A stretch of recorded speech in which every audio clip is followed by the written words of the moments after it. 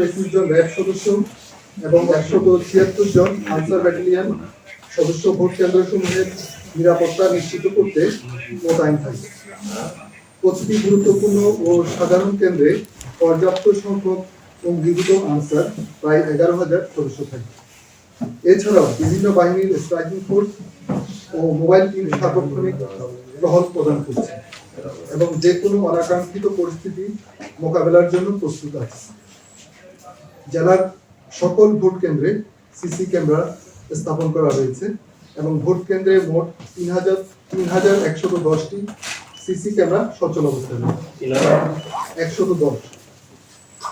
জেলা প্রশাসন নওগাঁ ও আইন শৃঙ্খলা রক্ষাকারী বাহিনীর ভোটারদের নির্ভয়ে ও স্বাচ্ছন্দ্যে ভোট প্রদানের জন্য একটি নিরাপদ পরিবেশ নিশ্চিত করতে দৃঢ় প্রতিজ্ঞ। নির্বাচনকালীন সময়ে গুজব, অপপ্রচার বা বিশৃঙ্খলা সৃষ্টির যে কোনো প্রচেষ্টা কঠোরভাবে দমন করা হবে।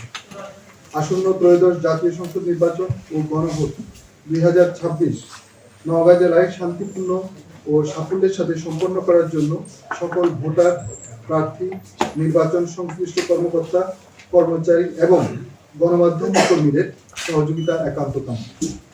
ধন্যবাদ। আপনাদের জ্ঞাতার্থে আমি আরো কিছু ইনফরমেশন শেয়ার করছি। আমাদের পোস্টাল ব্যালট নিবন্ধন হয়েছে 19,175।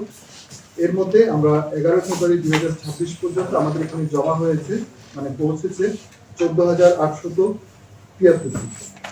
এবং আমাদের ফলাফল সংগ্রহ ও পরিবেশন কেন্দ্র স্থাপন করা হয়েছে জেলা প্রশাসকের সম্মেলন কক্ষে, মানে এখানেই, এবং এলইডি স্ক্রিনে বড় আকারে ফলাফল ও সার্বিক পরিস্থিতি দেখানোর ব্যবস্থা করা হয়েছে। আমাদের পুরুষ কেন্দ্রিক ভোটার কেন্দ্র রয়েছে 146, নারী কেন্দ্রিক 146, আর উভয় রয়েছে 490, মোট 782 কেন্দ্র। ধন্যবাদ সবাই।